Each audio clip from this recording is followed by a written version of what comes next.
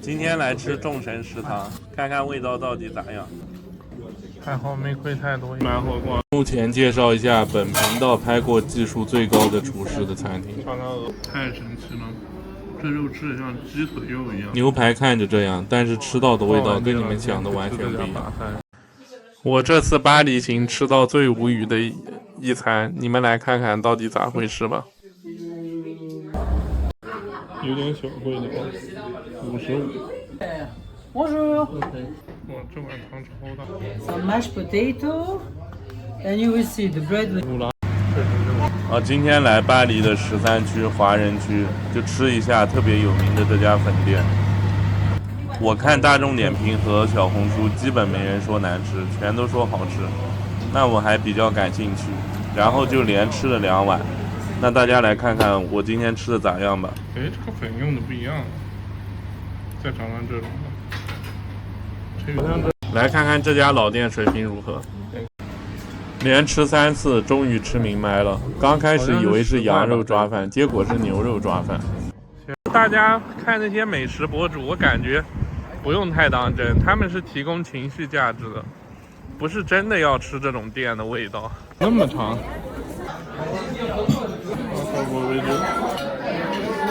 给了3，又来2刷一遍。看看它的特价午餐到底怎么样。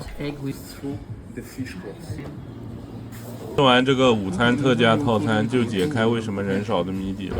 先吃一个巴黎华人圈最出名的烤黑鸡，再吃一个普通的连锁店，看看有啥区别。10块，反正酱的感觉完全不一样。上次我没吃这辣椒酱，尝一尝。也门的羊肉抓饭这种做法是真的好吃，但是这家店还是挺可惜的。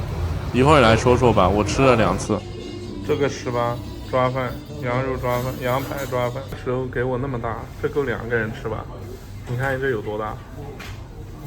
这现在买了好多，超重。这个商场挺划算的，可以来逛一逛。马上到了，太累了，我提的这太重了，都没时间好好逛一下这个地方。有个广场啊，有个广场，电视剧是不是就在这儿拍的？安宅一生还在这儿，是在这里面吧？或者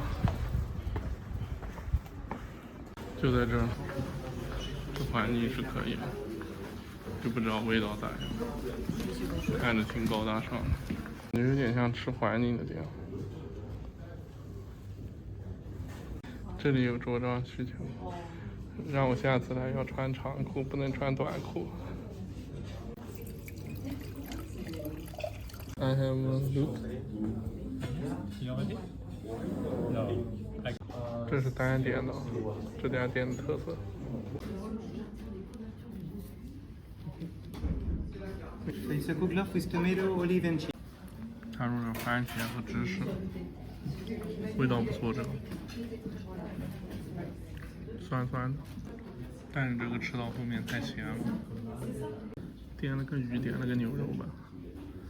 好吃再说，万一踩雷。这东西挺酥挺脆的，比其他地方面包好吃，就是有点咸，感觉像放了点中国的什么辣椒、酱汁之类的。这个感觉像放了腐乳在里面的味道。你吃这个就是面包加腐乳，然后挺脆的，就这个味道。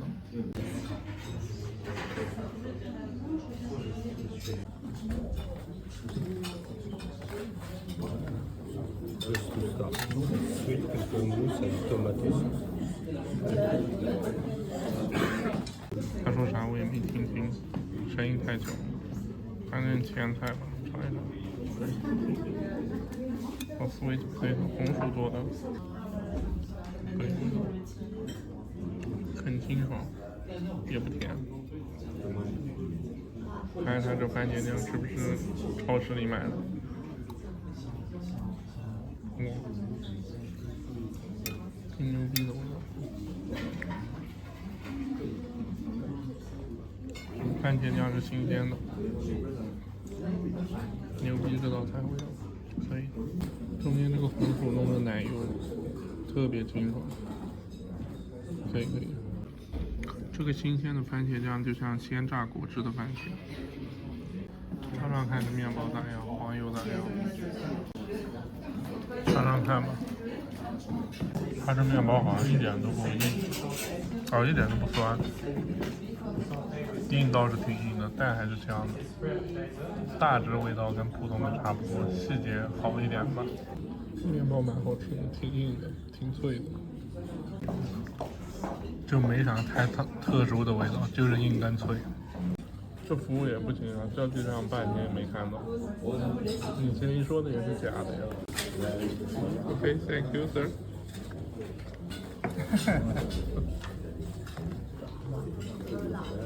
Voilà, petit basse, just seared, served with artichoke, dill and caviar sauce.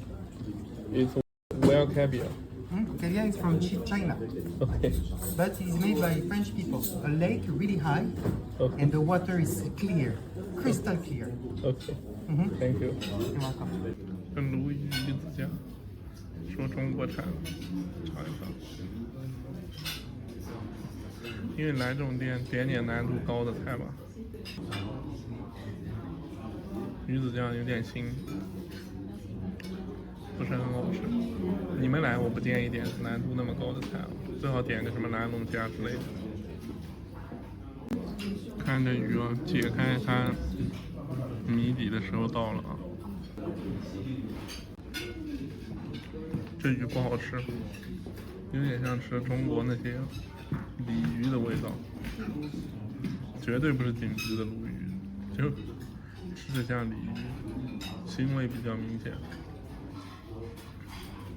说实话，要不是这道菜要1600块的话，我到这儿已经不想吃了。这样尝尝看好不好吃吧。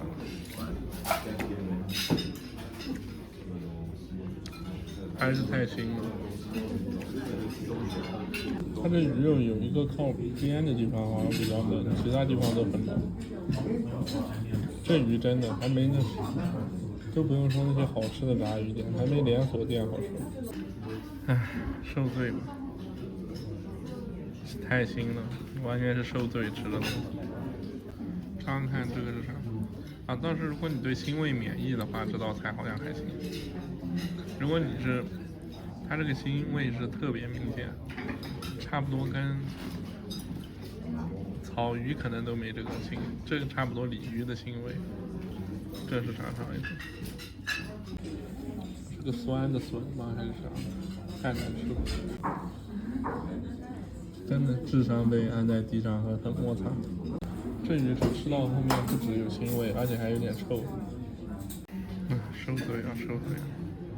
就基本和农村大集上那种几块钱一斤的鲤鱼味道差不多，鱼肉也特别老。差不多在吃屎吧，感觉是。我靠，第一次遇到不问我体验感受的，他自己也知道难吃吧。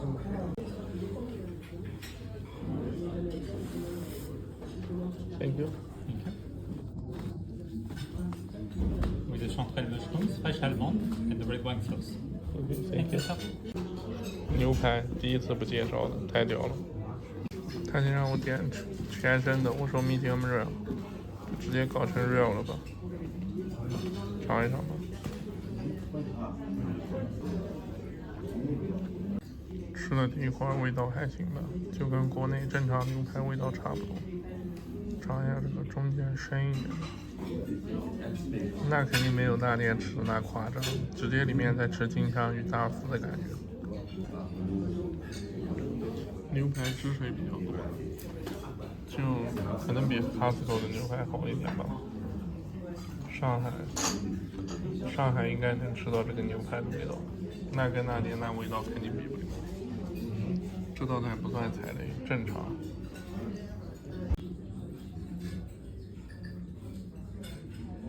它的牛肉品质还行，汁水挺多的。反正这种就是正常牛排，就汁水多一点的牛排，认知内的。这个应该是菲力吧？尝着蘑菇，蘑菇有点像野生的，但味道特别淡。酱汁调的超级咸，除了咸味没啥味道。吃到下面这蘑菇咸的吃不了，主要酱汁太咸了，蘑菇没啥香。看这是啥杏仁吗？这东西蛮可以，这酱汁就是屎，太咸了。他家没啥水平，你们来的话就点那个虾或者这种牛排，不容易踩雷。难度高的不能点，难度高的他做不好的，没啥技术。 To finish. You have a candy and a raspberry tart. OK， thank you。免费甜点尝一尝，味道一般吧，就水果蛋糕的味道。看着，还好没亏太多，也就亏那个190吧。反正我是觉得踩雷，也不缺钱的可以来，我这种缺钱的不适合来这种店。味道吃的跟国内的西餐差不多，还花那么多钱，应该也不用定位，直接去吧。因为他们家这种属于看着比较朴素，而且环境也一般。我这次大概介绍一下这个主厨的经历吧，因为平时味道达不到的我不会去了解，想了解的可以去看一下，或者 ChatGPT 搜下他的名字。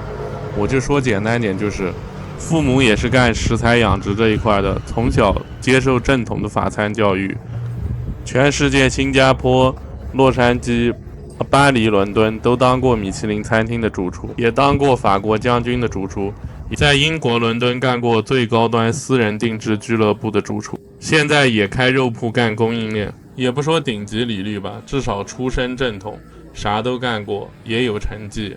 一个厨师只在一个地方干过，和在世界多个地方正统最高端的舞台干过，还有成绩是不一样的东西。只有真正味道屌的、技术屌的，我才会回过头去看一下履历，不然我一般都不愿意去了解。环境是极致干净的。他这个要选，我就选最难的吧，因为毕竟之前给他满分，就选难的，我不信他能做好。加钱的地方全部加钱，点牛排加25欧。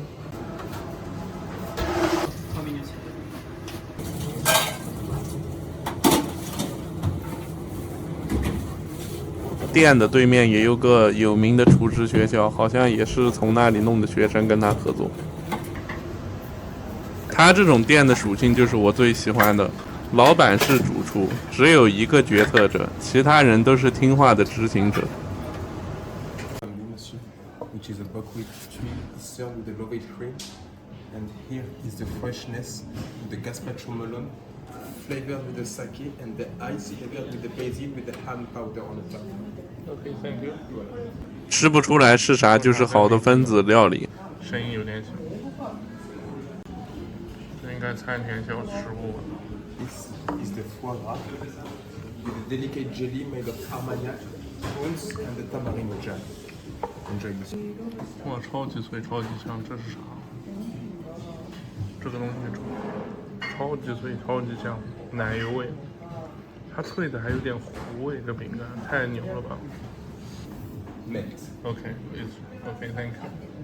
这喝掉，这个哈密瓜汁吧，太清香了，又甜，而且是自然的甜，哇，太牛了，满分。这个冰为啥是绿色的？哇，这是西瓜汁，我还以为哈密瓜汁。这西瓜太牛逼了，这家店真的太屌了。哇，里面还有个哈密瓜，太牛了！尝尝鹅肝吧，一定要点加25。这鹅肝尝一尝。哇，它这鹅肝味道太香醇了，带点苦味，神的味道，真的。这鹅肝真的是世界第一啊，太香醇了，像冰淇淋。你吃着就一点鹅肝的味道都没有，太屌了。但是回味有鹅肉的香味，这个真的太牛了，真的。尝尝这个东西。我是梅子，香甜中还带有苦味，而且味道超醇厚，太牛了，真的。吃过世界各地的鹅肝，日本的、潮汕的、法国的、欧洲的都没这个屌。它最核心的屌就是没有内脏那种俗的感觉，是一种清新干净，像甜点一样的细腻的东西。虽然我也吃过一些鹅肝做的技术很高，像日本的那些香醇浓厚，但是总是没有这种清新的感觉。高级感真的是太夸张了，这是一种高级感，味道的高级感，不是价格，也不是环境。这面包就一般了吧？它面包黏黏的吃不面包一般。还是面包也挺牛的，吃多了。它这一块吃着特别。The salted butter coming from Normandy, and the salt is flavored with the marjoram. 抹茶味我倒真没吃出来。我刚吃了点飞机上的黄油，完全跟这些不一样，超级香。就是这种大餐大叔，它这面包吃着像米饭一样，越吃越好吃，确实不一样这面包。做菜这个徒弟是香港的。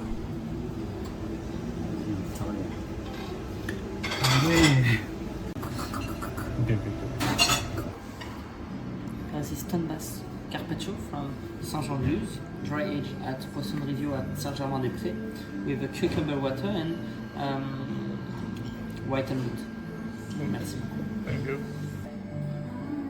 这吃着像石斑鱼。 All one Michelin. 原来是熟成的技术牛逼，怪不得我吃得掉。好像是石斑鱼吧？但我怎么看着像石鱼？ Merci.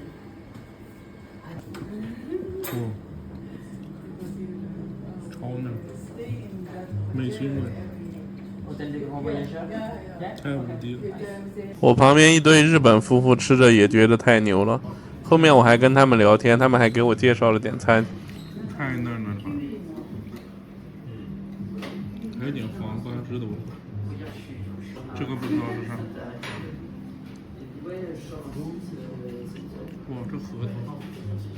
哇，这核桃太奶了，太嫩了，太脆了。无敌了，真的这道菜也真的比天寿司屌吧？比天寿司的白身鱼屌。能把这种白身鱼的刺身做到这种嫩度，太无敌了！调味就一清香的黄瓜味，很清澈，太牛了！鱼的清香加一点黄瓜汁的清香。旁边日本的一个大叔大妈狂赞这个鱼太屌了。 With our signature state of Kinsu, the blue lobster from Brittany, with sweet sour geranium dressing, beetroot and beetroot pickled on the top. OK， 这个是拿龙虾吗？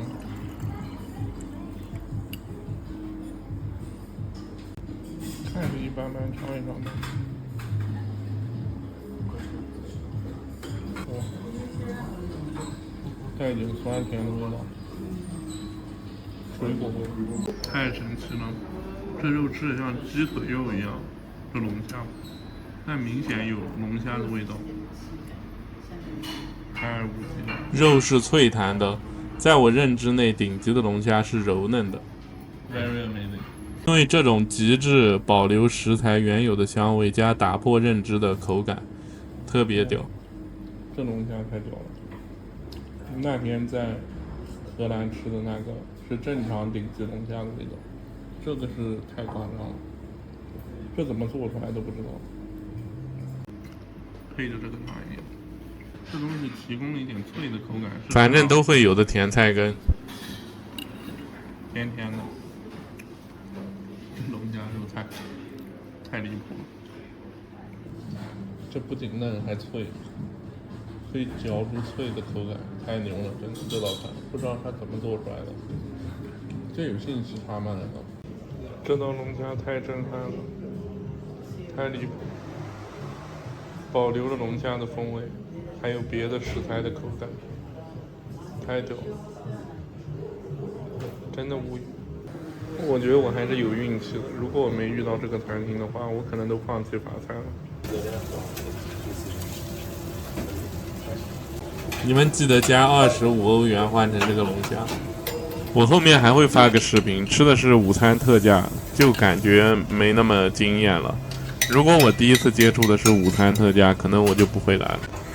来吧，又是鱼了。法国的鱼夏天一般都特别拉垮。我觉得它屌的点是，我觉得它越不行的它越行。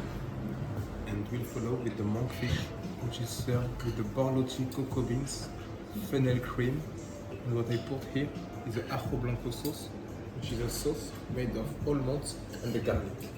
Check. 这啥鱼我不知道呀，蝶鱼吗？还是比目鱼？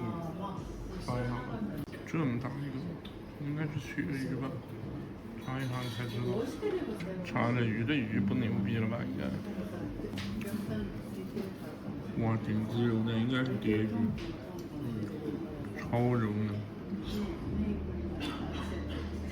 极致没腥味，这根本不能用有没有腥味来形容。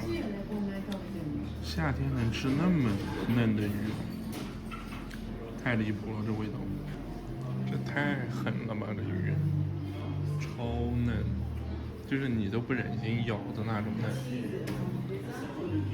太无敌了。这吃的像啥？又像鱼肉，又像鸡肉还是啥肉，反正。但这道菜非要说缺点的话，就是没什么调味，就是鱼的本味。下面酱汁特别淡，这个吃的有点像猪肉的肥肉，但是没有油，太狠了，我懂，太狠了，这味道。一定要带着酱汁吃，不然一点盐味都没有，就是一点甜甜的鱼肉。下面是点蚕豆，蚕豆比较一般，这鱼肉还是太夸张了。我不相信他们把牛排做，我就看着加了25欧元吃个牛排。反正我旁边两个50-60岁的情侣，把他们吃的吓死了，狂用日语赞，反正我都听得懂。To follow with the dry aged beef, Salers, with ice plant, kombu, and beef juice.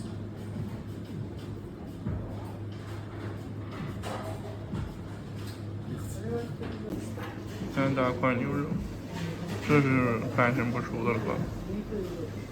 这个不是那个，不像上次鸡肉搞个全熟还嫩得吓我。尝尝这牛排啊，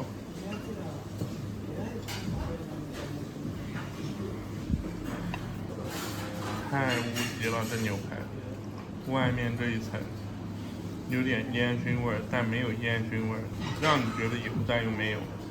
吃到里面以后，这个红的，它一点都不像在嚼血筋的东西，像在嚼肥油一样，但它又没有油。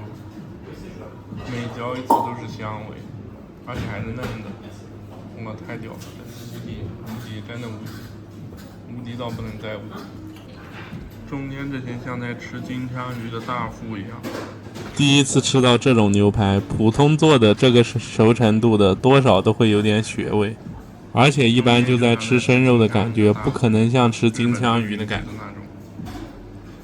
只是不是入口即化，但吃着就像那种有油脂感的东西。嫩的，太屌了！我从来没想过牛肉吃的是金枪鱼的味道，太牛了，真的，太屌了！喜欢吃金枪鱼的来试试吧，这个比日本的和牛好吃太多了。它是没有油，但是能让你吃出油脂感来，就没有一滴油，是瘦的牛，太离谱了！哇，这个菜也超屌，一咬就变成水，太奇怪了。我觉得最让我突破认知的是，牛排保留深度是为了口感，而不可能吃出油脂感和金枪鱼的味道。这家店真的是我这辈子吧，就我给5星的那些店或者金融记，跟它真的没办法比。这技术，这里还有2个那种牡蛎吧，还挺香的，没腥味啊。OK，I choose or Basically, I suggest you to have all of them, a tiny part to try everything and to compare. Finally, you have a petit grain d'orge. which is a crunchy at the taste with a tree nuts taste coming from between Bordeaux and the Toulouse. Follow with the Lemontin, is finished with the thyme, so very floral. Motet-sur-Feuille, still a goat cheese coming from De Sèvres in Loire-Atlantique, Loire Valley, sorry, with the chestnut leaf, very good balanced. Then this is called a Dumlin, it's finished with the lavender, phenomenal one, and finished with the cow's milk. The name is a Trappe de Choignac, and the crust is made of nuts liqueur. OK， With the black garlic condiments, tamarind, and the apple jam. OK，Thank you。 Merci à vous. 尝一尝这个奶酪。上次在安特卫普米其林3星加了30欧的奶酪，太难吃了，又咸又臭。我真的不相信它奶酪还能做好的。它这个没有咸味啊，味道好像还行，挺纯的。这在尝试，它这些芝士一点都不咸，相当香。但我这两个没吃出区别。2个人来可以点一份，尝尝这种奶制品，味道可以。这个有点像豆腐，这个吃的。它这几个芝士吃的都就是奶制品的味道，没有盐味，就一点奶香味，味道还不错。主要我上次在那个米其林3星吃了个芝士，踩雷踩的我要哭了。这块芝士有点臭臭的。And this is the dessert with the tart, served with a cream on the top, confit apricot with the ginger gel, elderflower and the lemon meringue. Enjoy, monsieur. It's a glass of Chardonnay Grey, it's a domaine d'Elise. 入口即化的糖，它吃的不是虾饼那种味道，是入口即化，太甜。 You like? 这梅子酸酸的，今天的菜都有梅子，奶奶的酸酸的，这种，尝一下这个。甜点味道一般，不评论了。就这3个东西也一般，巧克力味的也不评论了。就这鹅肝才18欧，你们试一下。找了家不是网红店，不在游客区，分数评价还不错的法餐，差评读了半天，觉得应该不太难吃吧，再去尝尝。巴黎还是吃法国菜、米其林为主吧，那些羊肉、那些非洲菜感觉还是吃不成。就感觉走到了中国红灯区，有些中国大妈站在路边招揽顾客。到了，就在这儿了。哎，倒闭了？这个吧，应该。谷歌地图4.8分，有1000多条评论。这个看着还行吧。没免费水啊。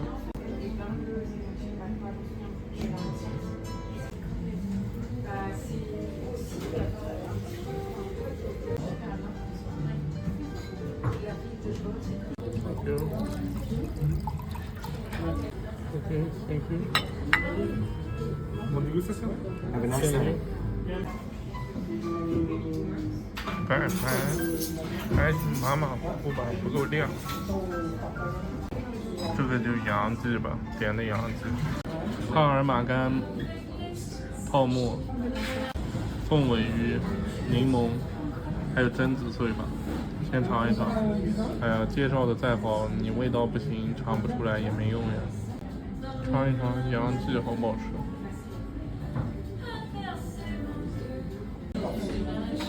味道比较一般，没有啥缺点，也没有啥优点。配着下面榛子碎尝一尝吧，味道就比较普通，平淡。这是啥？尝一尝。奶芝士吃不惯。不是，是鱼，鱼干，有腥味。这鱼不是很好吃。就一种鱼肉零食的感觉，加了点盐，他给了点盐，加点盐试试。这个羊记就带点酸味，带汁水的一个东西，没啥特殊的味道，他做基本水平就是把东西弄熟了的味道，比较一般。配点面包吃吧。哇，这鱼有点太腥了，咸鱼干的味道。面包比较普通吧，就普通家乐福的面包，还是冷的。说实话，吃了半个洋记，感觉这个不是很好吃，没上次去巴黎那个米其林餐厅的好吃。这个就是一点酸酸的味道，还稍微有点拉丝，功力不行。刚刚那道菜感觉就是像廉价食品拼在一起，一点高级食材都没有，技术也不行，差不多就是智商税吧。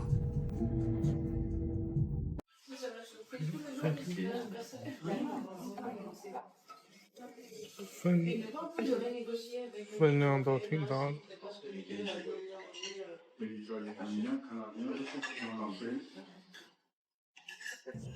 我发现服务员也不太会介绍菜。这羊肉是碎肉啊，它不是整块的肉。尝一尝吧，这羊肉咋样？碎的很。品相就像把罐头的肉拼在一起，或者羊肉吃的比较老，没有膻味，像煮的羊肉，有点没吃懂。这啥不会又是羊腱吧？不是，就这个就是稍微煮的有点软烂的土豆。意大利面的味道有点奶油，啊，土豆这是。这羊肉就是啥？红烧牛腩炖的比较老的，然后弄碎了，就这个味道。肉还有一点点酸味，但不是很明显。这道菜真的太一般了，这里面没有任何高级的食材。我今天吃的这顿饭应该有个750，应该有600块钱吧。600块钱吃了一个路边快餐的感觉，不建议来，除了环境装逼以外，没有任何味道。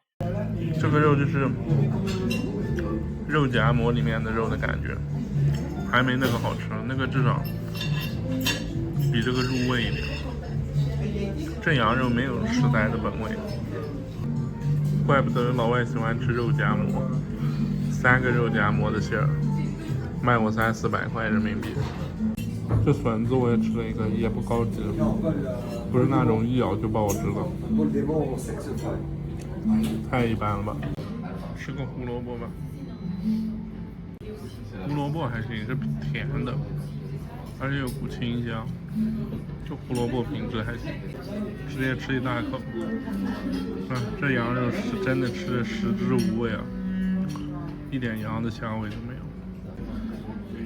就是难吃的话，要东西不新鲜或者有怪味，它也没啥怪味，就不好吃，没啥香味，还是得直接吃米其林吧。这种店真的是不行，我吃到这儿我真不想吃了。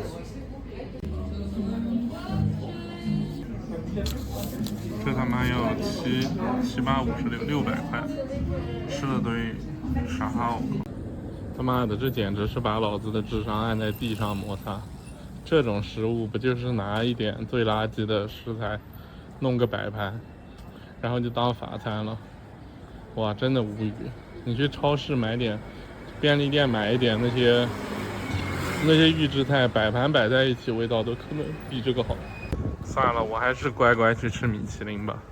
这种小众店风险太大了。哇，真的是把老子智商按在地上摩擦。那羊肉还没肉夹馍好吃，他是不是去中国进口的肉夹馍的预制菜的那种打碎了像羊肉一样？太无语了，真的血的教训。以后我吃这种店先点个前菜，前菜不好吃直接撤，不要先点2个。刚刚的这站是巴黎红灯区吧，感觉平均年龄得有50往上吧，太夸张了。常会跑来这儿吃饭啊，这17区还是18区啊？好，今天来孤独美食家电影版的巴黎餐厅，就这个了吧？我看预告的时候就有这个东西，但电影还没看，改天去补一补。环境挺好的，看着就有历史感，一看就是传统法餐。环境挺老式的。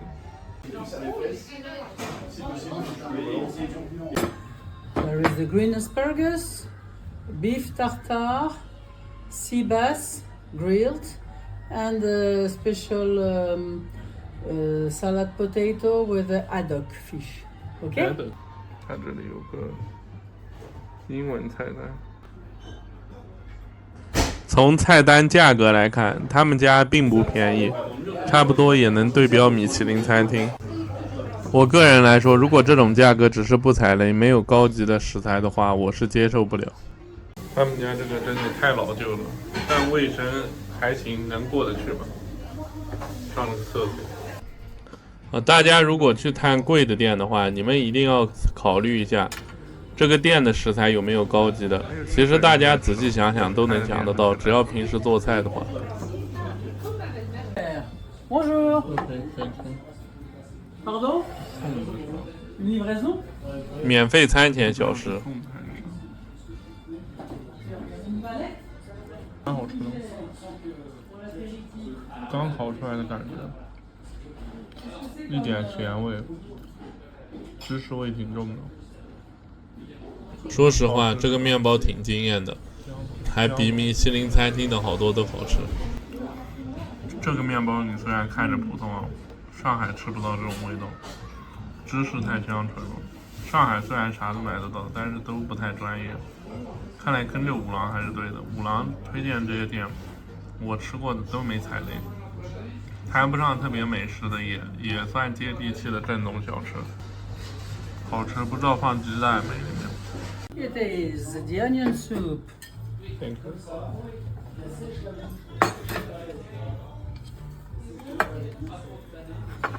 With the good bread. 芝士洋葱汤，这面 Salt 包 and 看着确 pepper. 实， Be careful, eh? 哇，这碗汤超大的哦，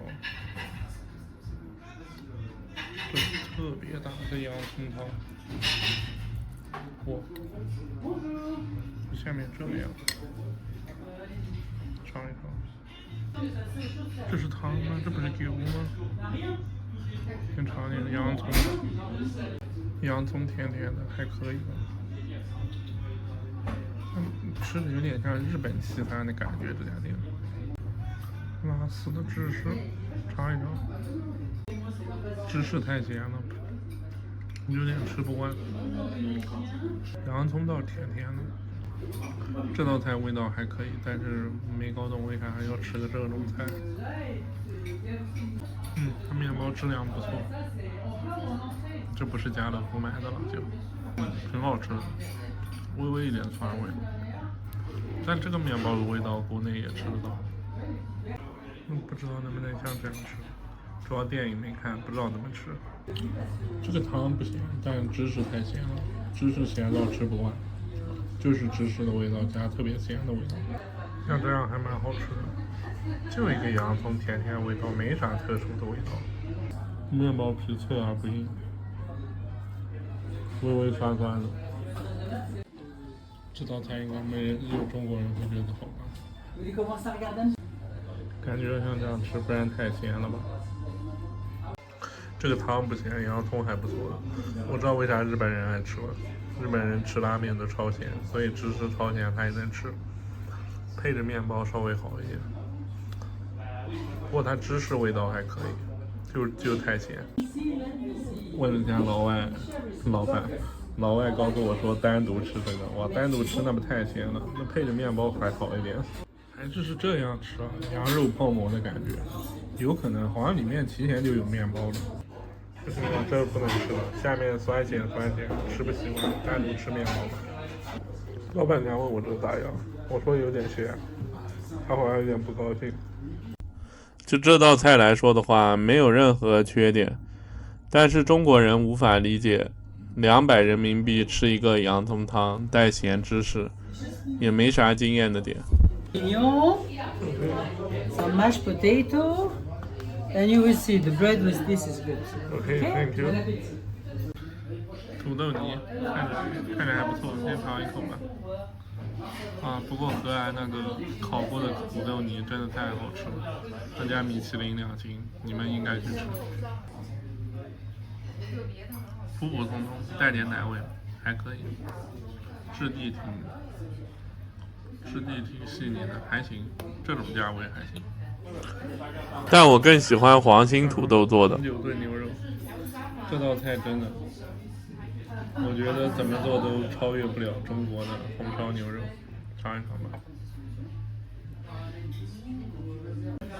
这牛肉倒挺嫩的，一点都不老，而且好像是没啥血腥味。但你说味道，那肯定没有中国的红烧牛肉好吃。再尝尝这个酱汁吧，酱汁一般般吧。红酒炖牛肉，我感觉这个牛肉嫩倒是太嫩了，不知道怎么搞的，高压锅压的吗？都没那么嫩。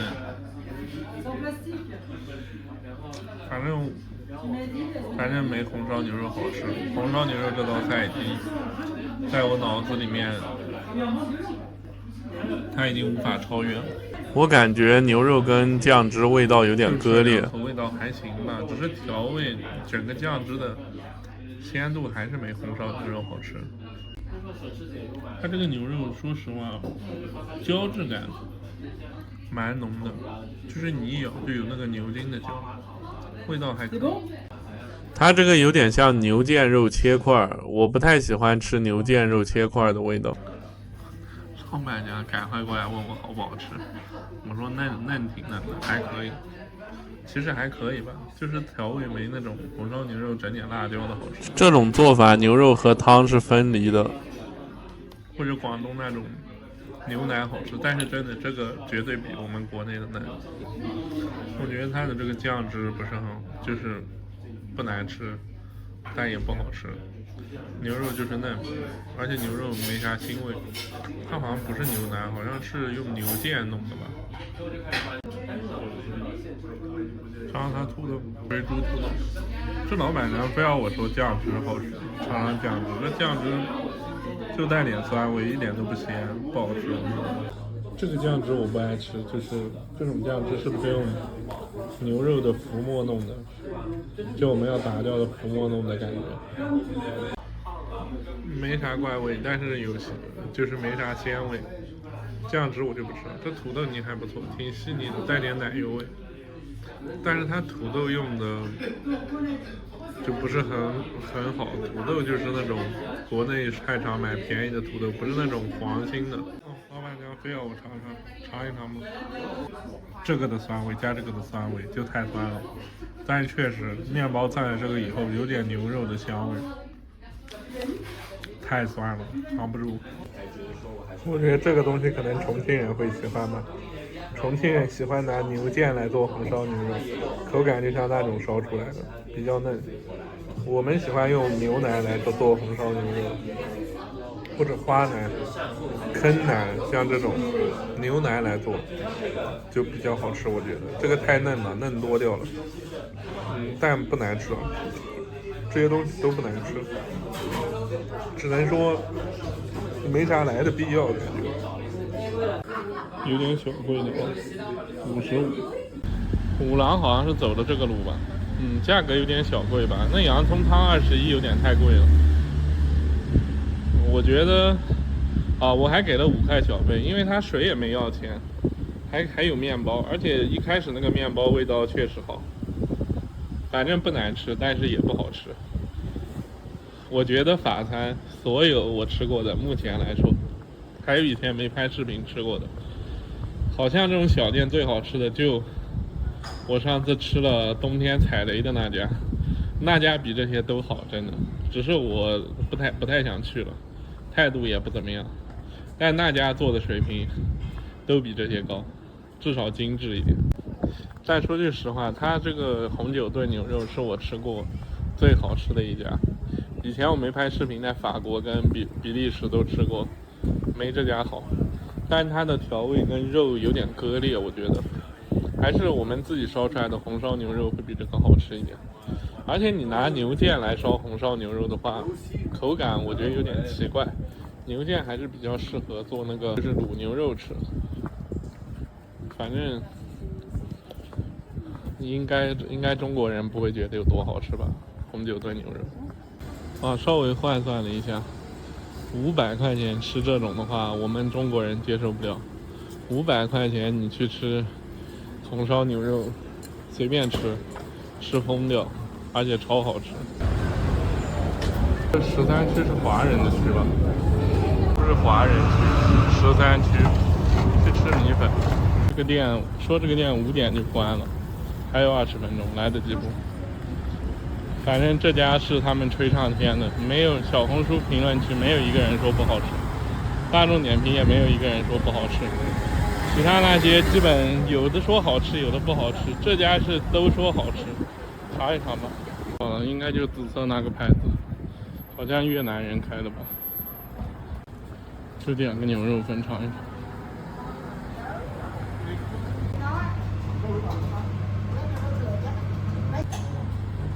点这个猪脚粉吧。我感觉有些是自己准备的，有些可能是半成品。挺新鲜的。这家店看着挺干净的，还可以。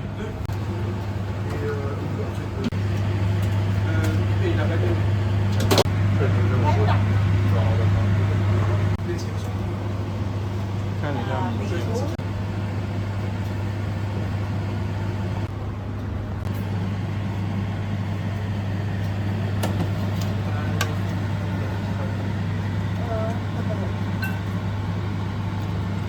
哇，这牛肉看着真的可以。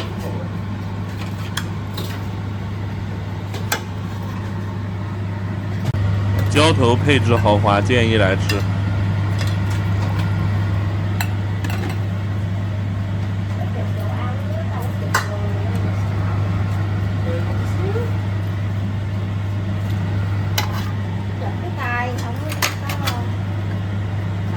其实第一时间看品相，感觉汤头就不够浓郁。你们如果有心，可以去看我云南米线南京东路那期，虽然清澈见底的汤，但很浓。米线啊，直接是尝一尝，这完全是我们贵阳米粉的感觉。米线口感很自然，一点都不硬，也不软，有点像青鲜。应该是泡的，我吃第2家就懂了。尝这种，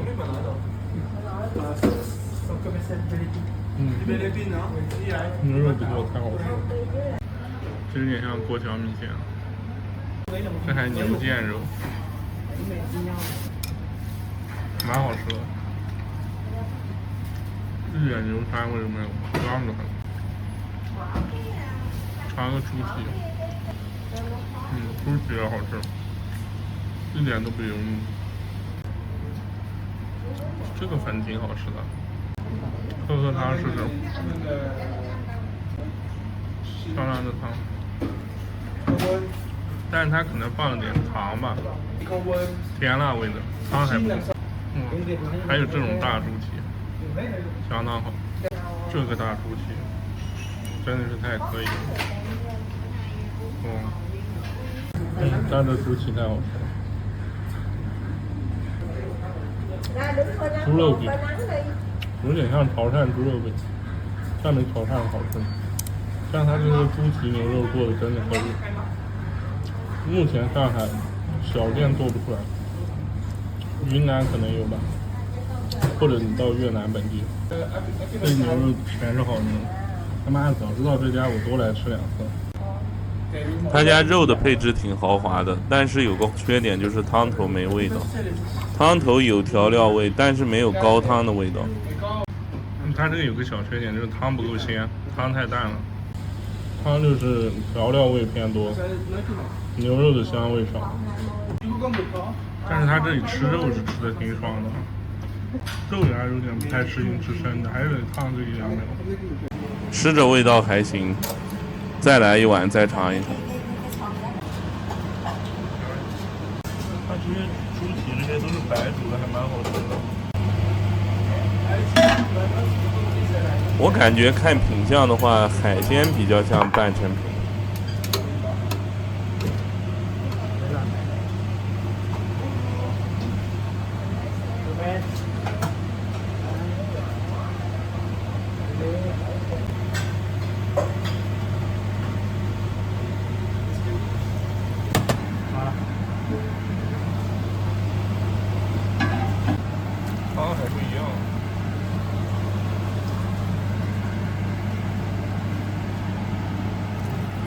就这个汤看着就比第一碗的汤要浓郁一点。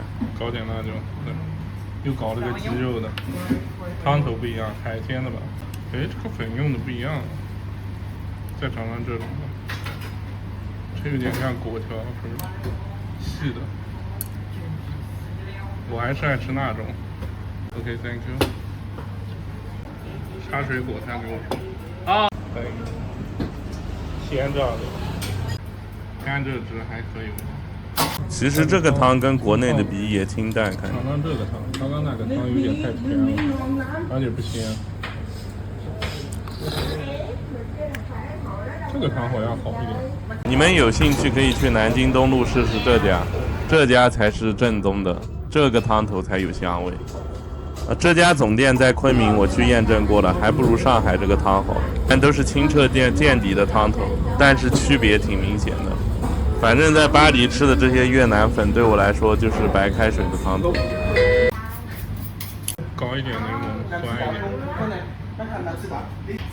这个就像买的越南河粉的那种方便面的粉，这个好像更好吃一点。他说这个鸡汤，我感觉这个更鲜一点，但它这个汤没什么油就不行。尝尝这个鸡肉咋样？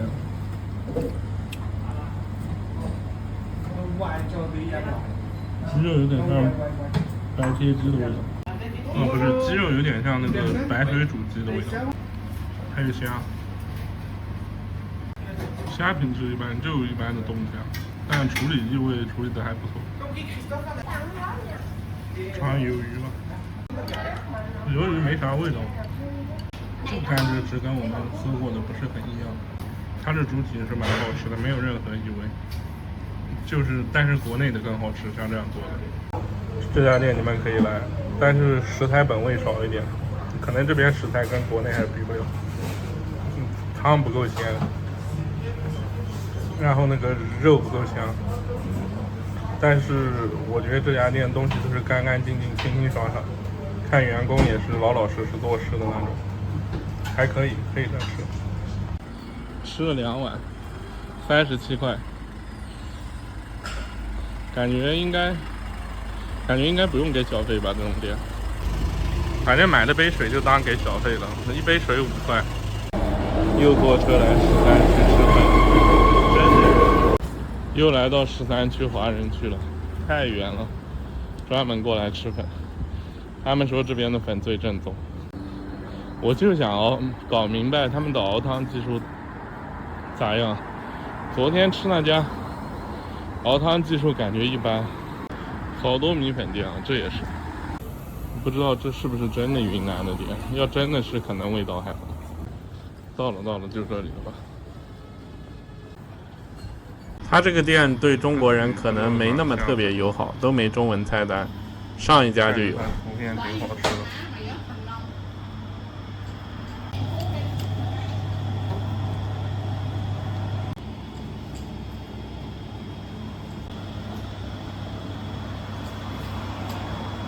我不知道是不是我来的太早，东西还没弄出来。这生豆芽有点吃不习惯，这豆芽没昨天那个新鲜吧，有点发黑了。环境还可以，我刚开门的时候来的。那家店里闻着香味倒是挺香的。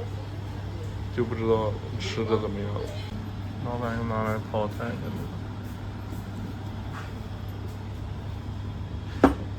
Thank you， 尝一尝吧，感觉没那家的好看，也是这样的米线，牛腱肉尝一尝。巴黎这里的越南粉、牛腱肉品质都不错。它这个汤是有点鱼味重的吧，米线有点硬，没那家口感好。尝一下汤，说实话这汤有点太一般了，看着。他们这些都是调料味重，肉香味少。汤有点像熬的，加了虾了。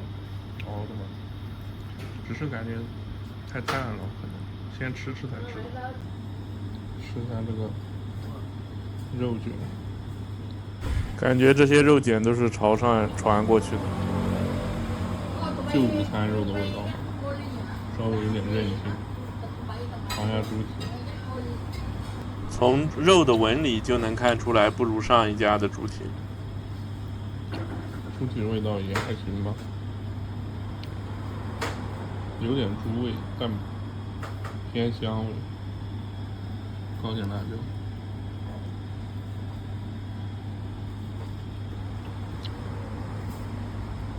辣椒就一点咸味，没有辣味。拌辣椒拌。这家我初步吃了一下，没那家好吃，但也还可以，不难吃，味道还行，适合中国人的口味。这么大块牛腱还像家里做出来的，很少在国内，基本我没见过。我说米粉店，说真的，他们这些汤都离国内有点远，兑水兑的太多了，没啥西安味。不过他们家的牛腱肉特别大，特别大，比那家大，品质还可以，吃得像西安牛肉做的，但可能不是。现在就不说了，我先吃完再评吧，好吧？吃完再评。他家汤底有个好处就是没加糖，喝着不甜，我不太喜欢加糖的。我只喜欢食材出鲜甜味的，不过很少，这里做不到应该。尝尝泡菜吧，这是蒜啊，好像挺甜的，又辣，还可以。吃完了还行吧，等会儿总结一下。总结一下啊，这家味道没上家好。它只有一个好处就是汤底没放糖，不甜。它的粉有点硬，就是还没泡开，上一家就泡开了，上一家还吃的有点像西安粉，但应该这些都不是，这些都应该还是泡的。肉也可以，其实我觉得大家觉得他们好吃的原因，可能是因为他们这些肉的平均质量和量比国内大部分这种汤面汤粉要好，而且多。其实它这些汤都不太行的，都挂不上粉，吃的都不鲜。我就随便说一家呀，那上海那个有云南人开的那个鸡汤米线，那汤比这不知道好多少。但你说肉的数量，那肯定没这种多呀，价格也不一样，对吧？这差不多100多块一碗吧，那个才10几块吧。但我肯定爱吃那种，因为主要吃这种东西还是要吃汤。就这种你说偶尔来吃下也不错，但是你要说是高水平，比越南本地、中国本地的好吃，那不太可能，我觉得，因为它这些汤底都是水加太多了。结论就是，如果想吃这一口可以来的，绝对不踩雷。但你要说技术多高，那肯定没有。你想在国内吃米线、米粉或者面条，吃到那么大块的牛腱，切成厚切的，基本很少。你就包括你去吃兰州牛肉面，你去吃金强牛肉面那种，看着金强肉给的多，切的厚，但是不一样的。它这个就是家常味的做法，那些都是多少有点猫腻的。先逛会儿街，去4楼 Double RL。我穿的比较街头，我就去这个，是高端的。普通的就这种。这家我研究了下，它制作流程还可以吧？应该在那边吧。生意应该挺火爆的吧？网上说刚开门就会满，看一下吧。就这个吧。很多人都是点外卖，因为外卖好像是10块钱，更便宜。够高的这一个。生意是挺不错的，进来特别香。它主要主打这4种吧。我是第一次听说有牛肉抓饭。Very fresh.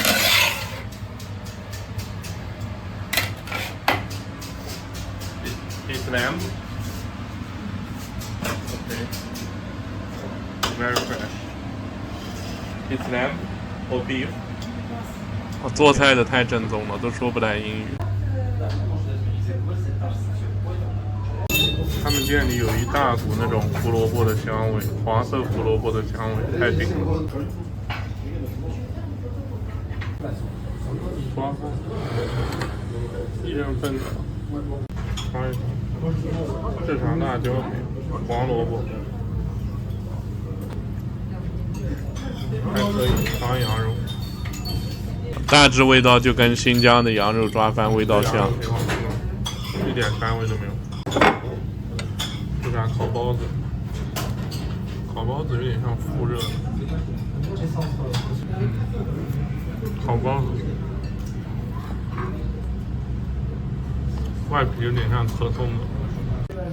再尝它羊肉，它羊肉嫩的太好吃了。抓饭这东西我没想到是牛肉，但是后面吃着就觉得挺奇怪的，这不可能是羊肉。羊肉很新鲜，很香。最奇怪就是这个抓饭跟新疆的羊肉抓饭味道特别像。这个是辣椒吧？哇，辣椒有点辣，挺好吃的，新鲜，不像那种罐头。又吃了一下，感觉羊肉一般，那带肥的才好吃，部位多。看黄萝卜，我为啥会觉得这个肉一般？因为相对羊肉来说，稍微有一点点柴，但这个是牛肉的话，就完全说得过去了。烤包子，这不是刚烤出来的，这是加热的。好吃烤包子，羊肉不香。因为好一点的羊肉会跟牛肉味道很像，所以我刚开始也以为是羊肉。羊肉吃的像猪肉一样，没膻味，挺好吃的。这有点像猪肉饺子，虽然吃的是羊肉，但吃的像猪肉，香还是挺好吃。主要这边的羊好，羊都没膻味，只要新鲜就好吃。这个牛肉就像白煮牛肋条，然后稍微弄碎了点，就那个味道。我看菜单上写用的优质牛肉，它的牛肉用的绝对是跟国内菜场买新鲜牛肉是至少是一样的。新鲜是新鲜的。这份饭我觉得在新疆来说应该就普通吧，能在这里吃到也挺不错的，至少没异味了。这我随着吃的越来越多，我觉得这个如果是羊肉的话就稍微差点意思，但是牛肉的话就没啥问题。什么胖胖军抓饭，就汉族人做的抓饭，还是没维族的好吃，羊肉有股异味。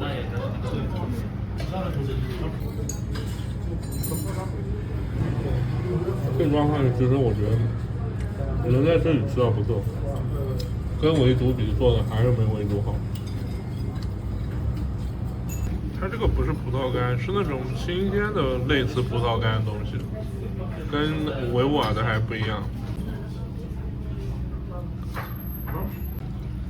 其实吃多了都觉得它的肉一般，因为它虽然没膻味第一关过了，品种对第一关了，但是部位不好，吃着比较咬那个瘦肉就比较粉，还是阿富汗那家好吃，但是阿富汗那家羊肉有点不是很新鲜，这个羊味太大了，但它那个羊肉嫩的不得了，而且比这个肉的部位好，里面好像还有鹰嘴豆，味道是可以，就是吃的不爽，因为肉太小了，而且肉不爽，肉是碎肉。吃完了第一份，感觉味道还可以，就是吃不爽，还可以吧，一般。他这不能加饭，他又给我打包了一份，收了我10块吧。我说 Can you give me a little rice？ 他直接给我拿了一份这种，然后10块钱吧，那也无所谓了，反正我也没吃饱。你们可以来这家吃，味道还行，但是肯定没新疆的好吃。但能在这里吃到这种没啥异味，味道还不错，干净卫生的，还是不错的。可惜就阿富汗那家羊肉不新鲜，不然那家比这家好吃太多了。那个羊肉吃着爽，就是质量不行，我也不想吃了。哦，忘记说了，总共吃了30块吧，还打包了一份29块。我让他别找钱了，他一个谢谢都没有。好像是10块吧这一份，他反正又给我打包了一份，尝一尝吧。他这个好像有些是牛肉吧，也还蛮好吃的。反正你们来，任何挑剔的人，吃不来羊的人都可以去吃，挑剔膻味怕脏的人都可以去，都挺好吃的，只是达不到城市第一技术水平，在新疆应该算普通吧。又吃了一碗，感觉米饭有点硬，而且就是这个萝卜有些太咸了，反正还可以吧，但绝对不是。然后它的羊肉我觉得不是很好吃，但不差，只能说部位差，新鲜是新鲜，品种也是对的。再来吃一次，有点不确定，再尝一次看看到底怎么样。生意好，这视频倒是拍的挺好的。他说这个是牛肉啊，搞半天他这2个都是牛肉的。说实话，这要是牛肉抓饭的话，这牛肉其实质量还可以的。这玩意儿是牛肉的，我真没吃出来。尝一下。哎，这酱汁还挺清爽的，不错。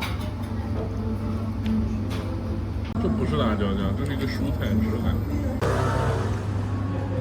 牛肉抓饭的话就没啥缺点了。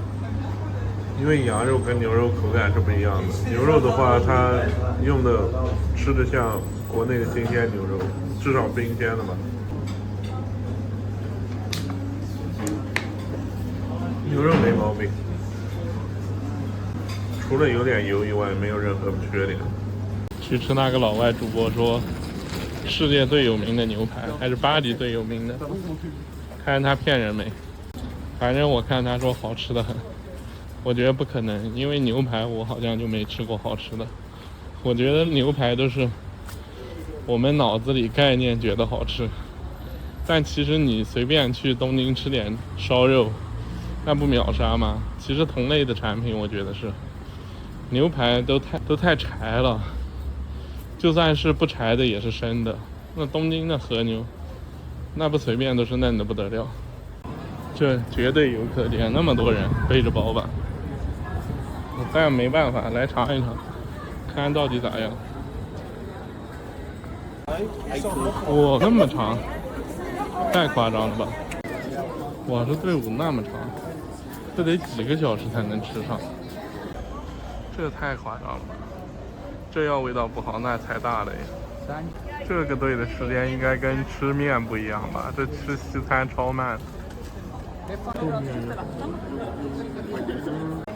马上到了，快要帮你们解开谜题，到底好不好吃了。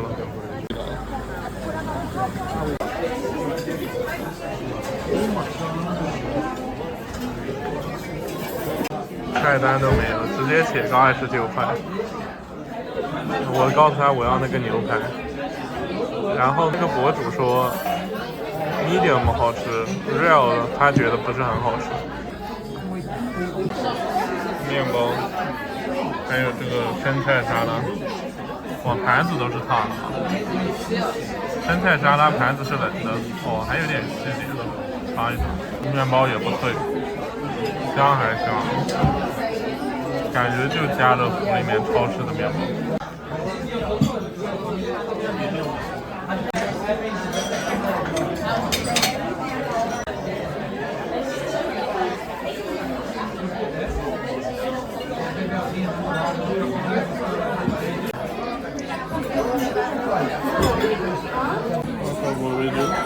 Can you ask?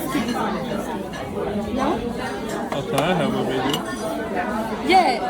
When you can ask, I can say yes. Okay. Thank you. 老外人漂亮，生意甜，服务也好。尝一尝沙拉，感觉就一个普通的沙拉吧，醋汁的味道比较重。醋汁味道比较重，而且还有点芥末的味道。说实话，这两个东西比较一般。软软的面包没有酸味，家乐福买的面包吧。这个就是芥末汁拌菜，这个菜实在吃不完了，可以吃点面包。这菜不太好吃，不想吃。我看那个视频，那博主吃这个菜吃的太香了吧？你们要不去看一看？这不就最普通的沙拉吗？就是放点芥末汁，没搞懂这好吃在哪。上面有点核桃吧，核桃可以吃点，对身体好。Thank you。牛排来，盘子超烫，盘子也不是超烫，温的吧，还可以。吃块薯条，薯条超脆了。这个样子的薯条一般都是半成品，一般都是那种加工好，然后丢进油再炸一下的，就肯德基、麦当劳那种。这牛排有点太小了吧，还帮你切好了，你太搞笑了，都不用切，直接吃尝一尝吧。这牛肉特别老 ，medium 的，5成熟。因为我看博主说生的不好吃，没5成熟的好吃。他点的是生的，他老婆是5成。这牛肉的话，我觉得应该没有一个中国人会说好吃吧，又老又柴，而且还是温的，一点都不香，没锅气。这是微波炉转出来的，我都信。这酱汁就是普通的奶油蘑菇酱，加一点酸味。说实话，挺羡慕这种店的，不会做菜也能赚那么多钱。所以大家要明白，这个世界不是说就赚钱这个东西还是看运气，天时地利人和，把握住了猪都能飞。这个薯条配着这个奶油蘑菇酱味道还可以，它这个酱没有啥特殊的，就是奶油蘑菇酱加了一点酸的东西，一点点不多。反正这种东西有点看不懂，说实话。这都能那么多人吃，怪不得中国人说老外的西餐可都不吃。可能大部分国人都停留在这种西餐评价西餐。其实我觉得牛排这个东西，我主要没去过美国，除了安特卫普那家海鲜饭的那个加拿大牛排还行，但是也没好吃到哪去。这种产品你在东京吃烧肉不更好吃吗？又香又嫩，而且锅气重。这不就一个煮的牛肉的味道吗？东京也不是每家都好吃，看我推荐的，去我推荐的肯定好吃。真的，这个牛肉吃了就受罪，但没办法，来吃一点吧。今天不找第2家店了，减点肥吧。这薯条应该就是肯德基的，就是因为再了点奶油蘑菇酱，稍微可能有点奶油味，就觉得不一样，其实一样的。Yes, it's 2 times. Okay, 2 times. Okay, thank you. 这给我加了一片，又加了那么多。说实话，都有点吃不动了。加就加呗。只是我觉得牛肉酸着有点不是很好吃，我不喜欢吃肉带酸味的。大家如果来巴黎旅游的话，这种店没必要来。一是浪费钱，二是浪费时间。我好像尝出来是肉是酸的，它不止酱酸，肉也是酸的。肉为啥会是酸的？我不太确定啊。你们要真想来吃，你们尝尝再来评论一下。最后一块终于吃完了，补充蛋白质吧。老外如果爱吃这个的话，你给他炖个红烧牛肉、红烧牛腩，那不比这好吃100倍。这个不是牛排，在我理解为这个像煮出来的牛肉的味道，又老又柴又酸，煮出来的牛肉。不过还好没啥怪味，除了酸一点以外，没啥血腥味。拿出红烧牛腩来，问老外如何应对。给了3.5块的小费，还在排队。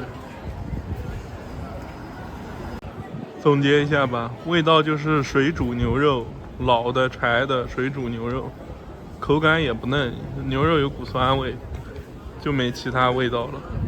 酱汁一般吧，加点酸味的，反正没啥技术含量。薯条应该就肯德基那种，丢进去炸的时间长了点，还有点干，完全没技术含量，挺羡慕这种店的。天天乱做，不会做菜也可以赚那么多钱，挺牛的。还有，其实大家看那些美食博主，我感觉不用太当真，他们是提供情绪价值的，不是真的要吃这种店的味道，只是你看着屏幕爽，看他那种享受的表情爽，因为你看了你也不会去吃。最怕的就是你当真了，然后不远千里相信他们说的跑来吃，那是真的是惨。你们还想看我验证这个人吃的视频吗？我觉得流量应该比我普通拍西餐的大，而且还便宜。他还吃了另外几家店，我要不去吃一下？但我感觉应该都是这种水平。真的，我觉得你们去超市买点速食或者吃个方便面都比这种好吃。就约了个午饭，再去吃一次，菜单不一样，看他技术还是要点刁钻的。买了点东西打折，点个他最便宜的午餐试试吧，或者看看有啥别的吃的。其实我特别奇怪，这种味道为什么会没人？还是因为太朴素了，环境太一般了。他说给我混合一个菜单，看一看吧。一会儿还是差不多坐满了，主要我来的比较早。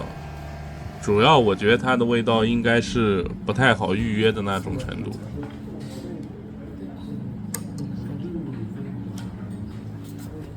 And the buckwheat velvet cream. Gazpacho made of melon, ham powder. And then can you remove the napkins? OK。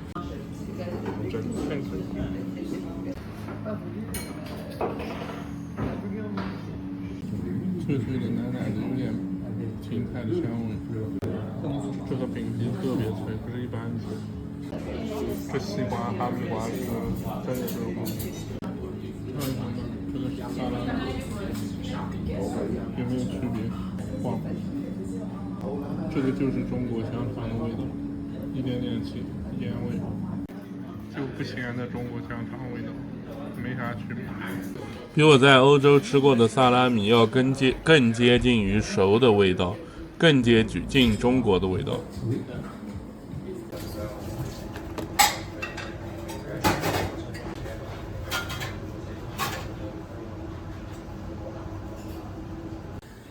And the poached egg with girole mushroom and golden ossetre caviar.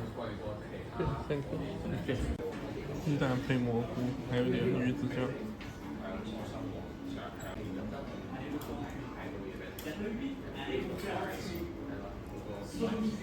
鸡蛋总不能玩出什么花样，尝尝鱼子酱吧。反正除了那个 K 的以外，其他都难吃。鱼子酱还是有腥味的，奶味道挺重。还有蘑菇。这野生的，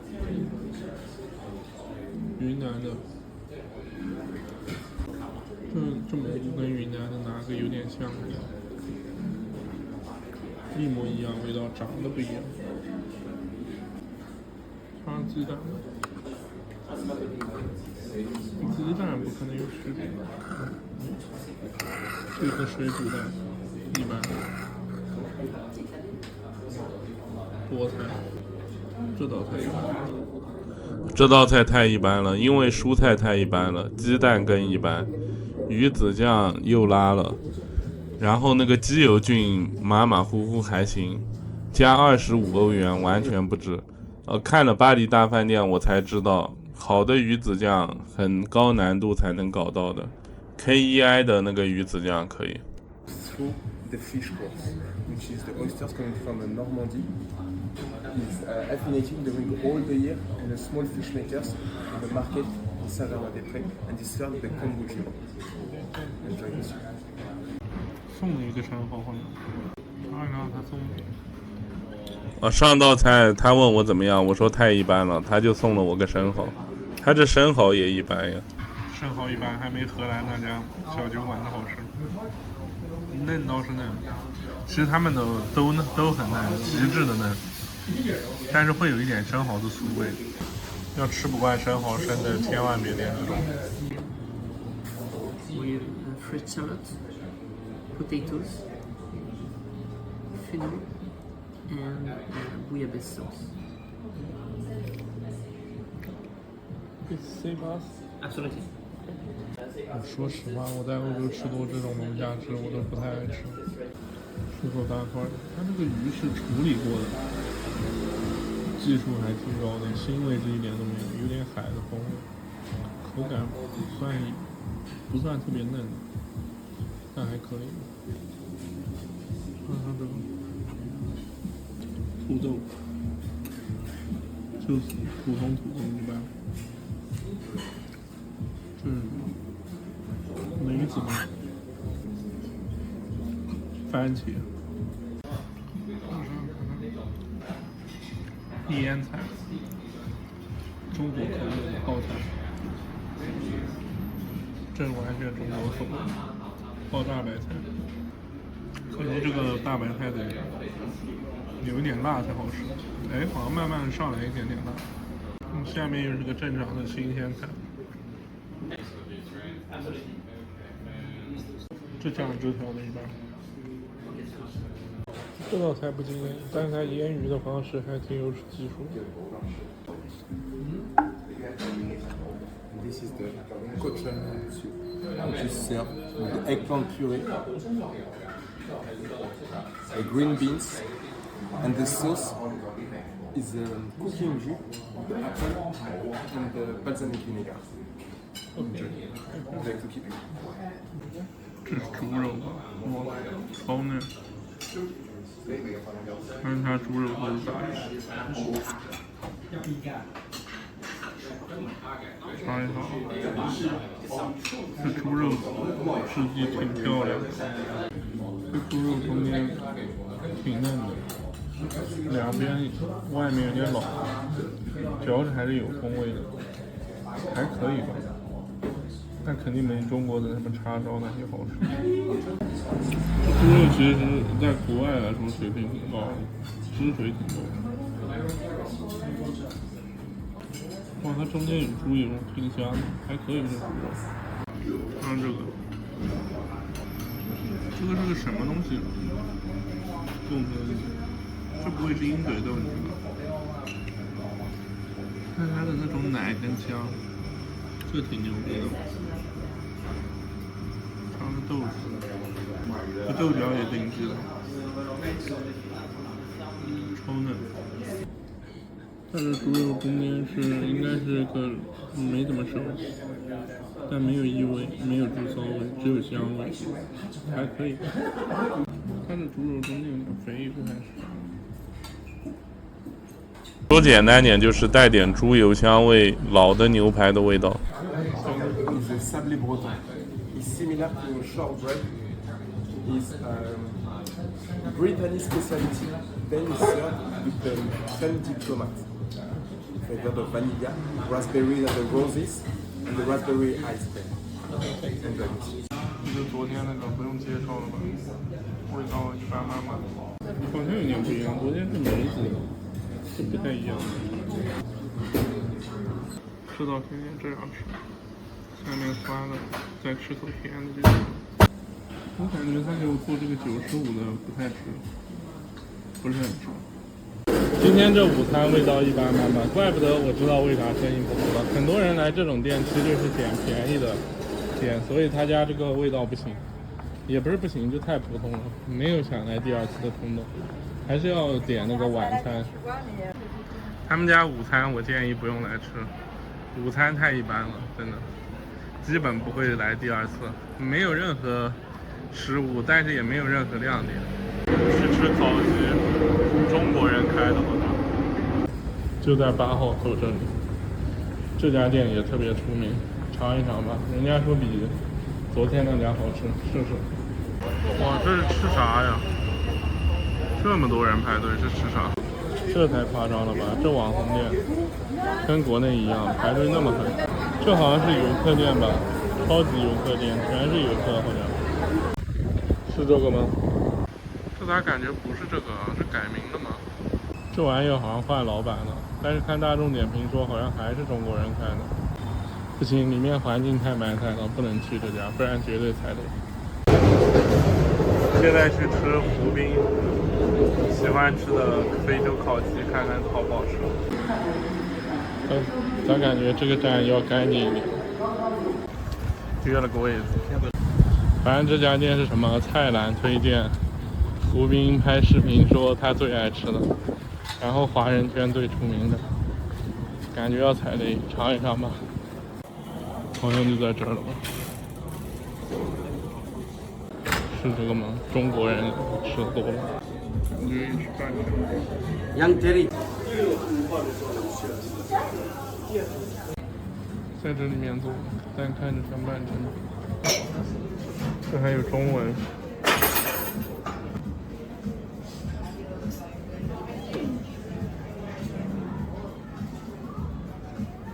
貌似也不是很便宜，就点个鸡吧，其他也不用点。好像也不用定位子，人也不是太多，但饭点的时候还是快接近坐满。这挺坑的哦，7欧1瓶水。旁边那个免费的吧，挺坑的。这种情况也不用给小费了吧？他直接就收了这水。真的还不如点瓶可乐，又有水喝，又有可乐喝，才5块。OK。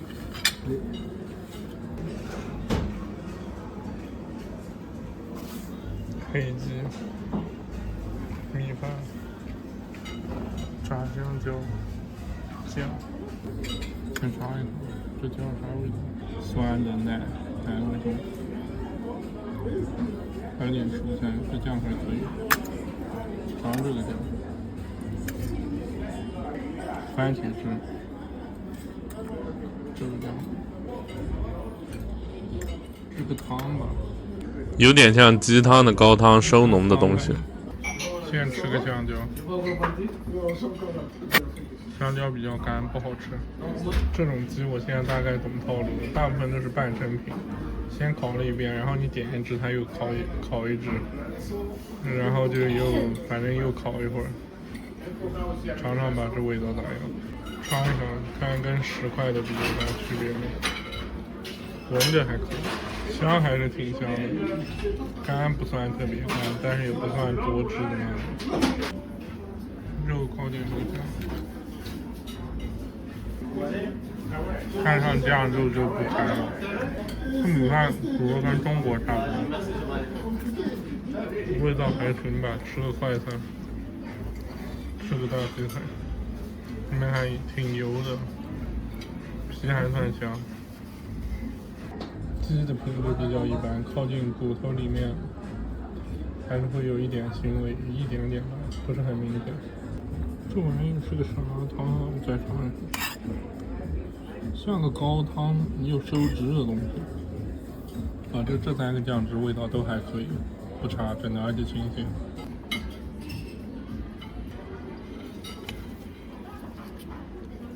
鸡反正比昨天那个布鲁塞尔的好一点吧。反正就是冻鸡，该柴的地方柴，该嫩的地方嫩，带一点点腥味。它这个鸡主要是外壳味道还可以，里面必须要像这样吃，不然会没啥味道。这样吃就好吃多了。烤点这个酱汁，不然没味道，我怕吃出有点味道。我看旁边的人是像这样吃，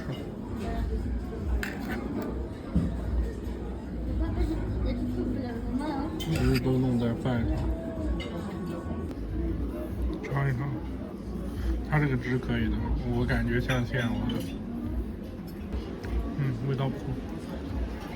也不说现熬的吧，店里自己熬的，这个至少是店里自己熬，这个可能是现熬的，这汁也不错，有点猪油的香味好像。这个我不太确定，但是这个熬的水平挺高的，因为这个如果用这种做法的话，很容易有怪味，这个是没有怪味，挺新鲜的。吃下它焦脆的部分，焦脆的部分不蘸酱汁。这个就是个番茄汁，还是新鲜的，好像这不像番茄酱弄出来的。这里鸡胸肉厚，就搞点那个奶油酱，搞成奶油酱味道好很多。它这个酱不会越吃越腻，越吃越香，有点水平。这个饭用这个汁拌一下，确实味道还可以。它这个鸡汤酱熬的水平真的挺鲜的。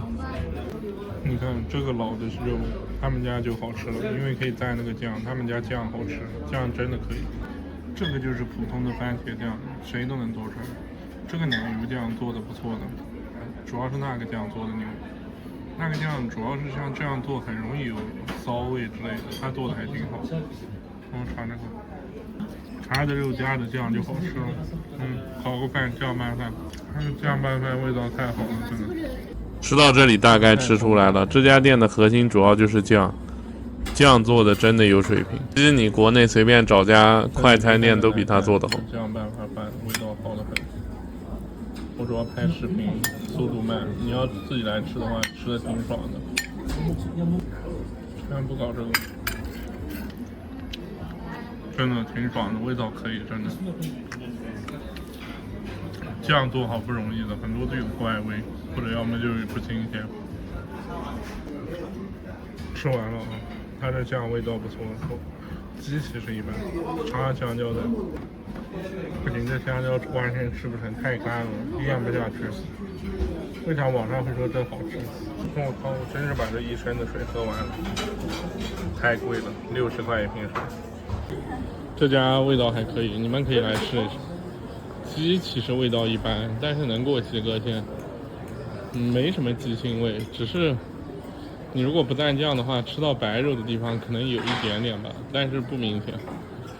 酱不错，他那3个酱，我问了，他说店里熬的。我倒回去看了一下，我上次吃的那快餐10几块的那酱，一看就跟这个有点区别的。那个应该不是店里熬的。反正我跟他说了，他给老子那么贵的水，我才给了他2块小费，不过也给他了。味道可以就能给。虽然我有些观众说服务跟味道是分开的。但是如果是味道太差，你强奸我，那我肯定我不愿意给。刚刚吃的有点意犹未定，买个普通版的烤鸡，看到底有没有区别。这家上次也吃过，反正连锁店，我再看看到底有没有区别。这好像12，比以前便宜，以前吃过一次好像比这个贵。这带走才10块5，有点没搞懂，还包含一瓶水。但是他在店里吃要17、18，也有这个酱，这个10块，反正尝一尝有没有区别，跟那个贵的。这酱质地比较稀，而且会反光。我吃一会儿再评论吧。这味道完全不一样，太酸了这个酱，而且一点都不奶，那个奶的很香的很，不一样。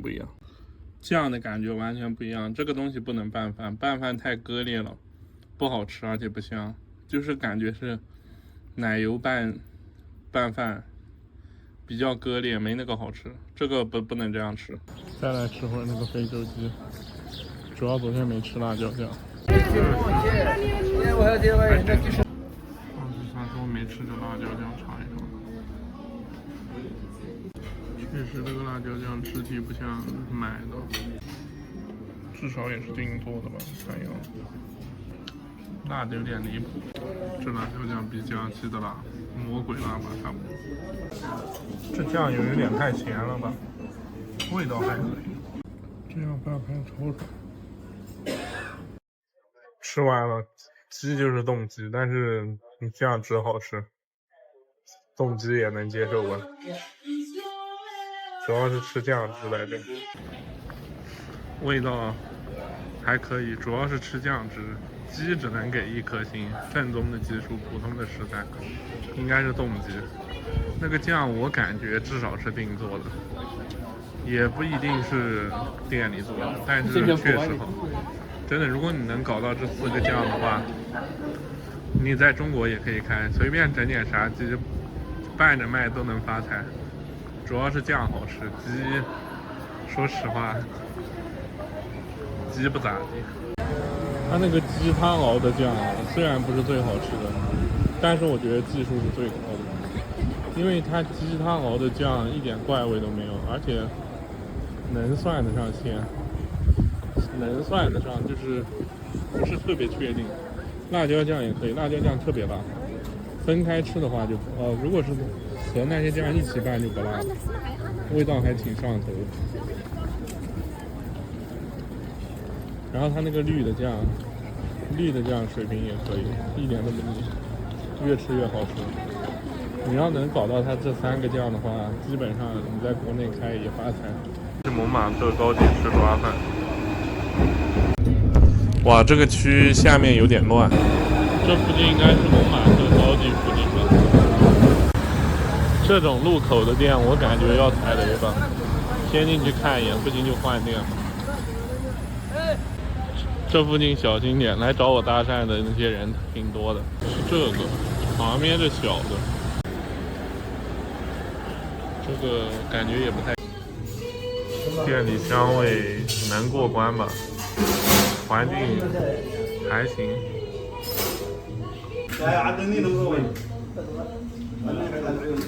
先跟你们说下结论，它这个米饭是真的好吃，颗粒分明而且不硬，挺香的。反正做出这个米饭是有点技术的，这家店就太可惜了，真的。这是啥东西啊？有人知道吗？这是啥？这个感觉太正宗了吧，好像也没有本地人吃。看羊肉咋样？我就不翻译了，简单来说就是十几块钱一个套餐吧。这后面好像还有地毯做的。先尝味道吧，好吃的话问问他能不能进去拍一下。这个是吧？抓饭，羊肉抓饭，羊排抓饭，看味道咋样？但是这个有点肥啊，好像。闻着还可以，看着品相还不错，至少有锅气吧，这样看。尝一尝。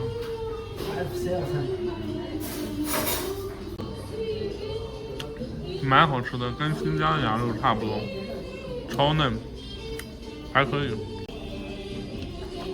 上面还有一些藏红花啥的，好吃这个，真可以味道。再吃几块尝一尝，这带点肥的香一点，哇，超嫩，还有脆骨。这家羊肉好吃，看这羊排，太绝了。我入口即化这羊肉，超嫩，超级嫩，比新疆的好。应该说比我吃过新疆的好，还没吃过新疆。哇，这太好吃了，这真的太好吃了。鲜度可能差一点，但是口感部位无敌，真的无敌。像这种味道，我就愿意去了解一下它到底加了啥香料。它是加了点香料的，但是不太重。这家店我应该还会吃很多次吧，再尝尝羊腿抓饭下次。就可惜米饭没用羊油弄过，它的羊肉品种太好了，我估计要跑去也门吃更好吃，真不错，下次多尝尝也门菜。这大块肉绝，太嫩了，它这羊肉到底是烤的还是炖的？又有烤的香，又有炖的。我吃明白了，这个羊肉新鲜度就是算还可以，但是肯定不是它最好的状态。但是它的做法跟香料是无敌的，这家店味道真的好，食材算新鲜，但不是它最好的状态，肯定。它这羊肉都炖到骨头都能嚼碎，哇，太好吃了！我感觉这羊肉都酥烂了。这家技术挺高的，真的。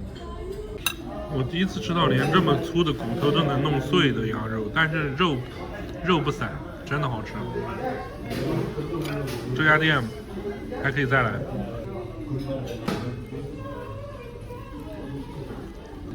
这个是一个辣的酱，还带番茄味的，生的番茄，这个应该是新鲜做的，找他加肉，加了10欧元的肉，挺多的。尝一尝，这个肉更烫。这炖的羊肉没羊排好吃。他家羊肉品种倒是好，做法也好，就是羊肉不是最新鲜的状态，但可以吃，而且就是比普通的要好一点。这是一块超大的。我吃完这几块羊肉，我大概知道问题在哪了。它就跟那个上海麦吉娜一样的，它的羊肉品种是对的，但它应该是从运输途中时间太长了。它虽然没什么就是过期的味道，但是羊味太大了。这种羊味就是放的时间太长了的味道，要不就是哪没弄干净，反正品种是对的，只是说这种品质的话给不了太高评分。然后它的做法跟技术都很高，特别高，就是食材差点。咋说呢？这家店属于可能偶尔会想来吃一下，但是不能吃多那种肉，还是要吃放在饭上的羊排。那种单独的肉羊味有点重，它不是膻味啊，是时间太长了的味道。吃完了啊，咋说呢？就是如果是运气好，选到它保存短一点的羊，时间短一点的就比较好吃。一开始的羊比较好吃，后面加的羊味太重了，它不是膻味，是羊味，就是也不是羊香味，是羊肉放久的味道。我刚才结账跟老板聊天，我说你这羊肉品种是对的，做的技术也挺高。他说是的。我说但是有个问题，就是羊肉是不是冰太久了？他没正面回答我，他就说跟他老家味道还是有点区别的，但是他这个也算还可以，只是客观说食材确实差点。再来吃一次这家羊肉，再验证一下，跟他说一下会不会有更新鲜的。主要它的做法跟酱汁还有羊肉的嫩度太吸引我了，虽然有点不新鲜，再吃一次吧，再吃一次。这边太乱了，真的。这还可以谈价格，30块钱，鸡加羊加饭加水，混合。时候给我那么大，这够2个人吃吧？你看这有多大？这太大了吧！它这火候太牛逼了，都是入口即化，摸一下就。尝一尝，哇，这摸了都脱骨了。喜欢吃嫩的可以来吃吃。鸡肉蛮好吃的，尝一尝。它这也不像咖喱味啊，超大。这羊肉太多了，我可能要打包了，吃不完有点。它这种饭是没油的这种饭，鸡这是炖的吧？反正也还可以吧。这羊排浮都浮不起来，脱骨的那种，特别嫩炖的。如果去也门找一家顶级的店，那味道绝对夸张。这羊肉咋说呢？品种是对的，就是感觉还是有一点点埋汰，但是比上次新鲜一点。上次我估计中午来的太早，是昨天的。如果要来吃的话，最好晚上来吃。饭比较好吃，软软的也不干。鸡咋说呢？就是冻鸡吧，但是香料啥的比较多的话，没啥腥味。我觉得这种菜如果要去也门吃，找一家那种顶的生意好的，绝对顶。这块肉还是能看出来，估计是冻肉，已经吃不动了，味道比较一般吧，反正一般吧。哈萨克斯坦那个抓饭质量好一点，去吃那个吧，但那个就是肉没这个多，这个就感觉有点一般味道，食材又一般。